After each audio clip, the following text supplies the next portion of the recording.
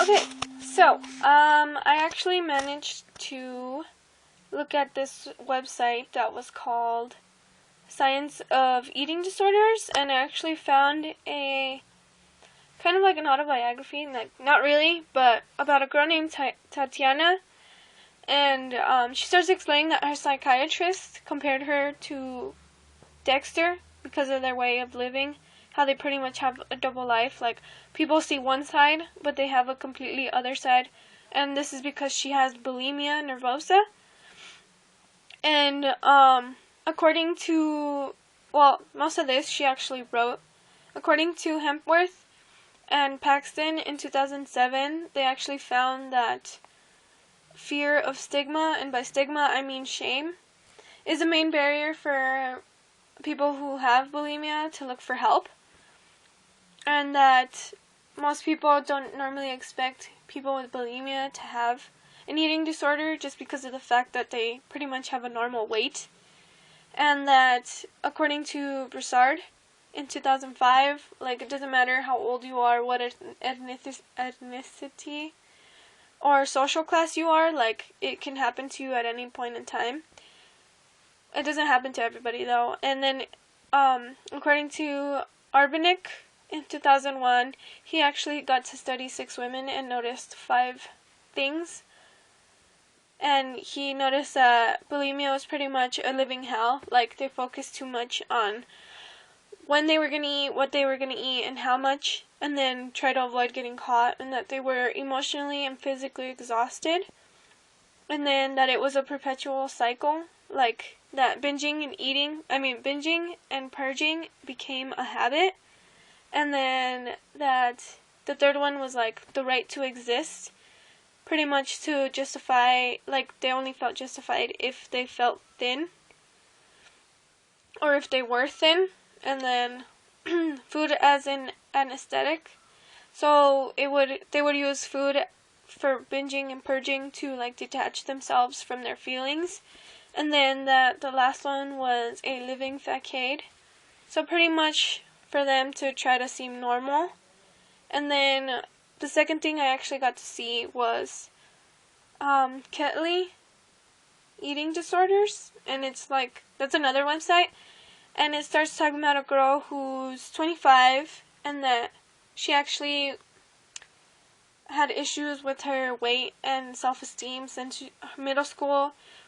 And when she got into high school, her concerns about her weight got stronger until, like, one day she was watching a talk show, and it was about bulimia and anorexia, and she listened to how this girl made herself purge. And that after watching it, she didn't know exactly what she was doing, but she actually went into the bathroom and made herself sick. And with that, like, that's pretty much where all this got started. She had kind of like an off and on type thing during high school and, like, through university. Well, she was in a university. And she didn't really think that it was serious at the time until she turned 22.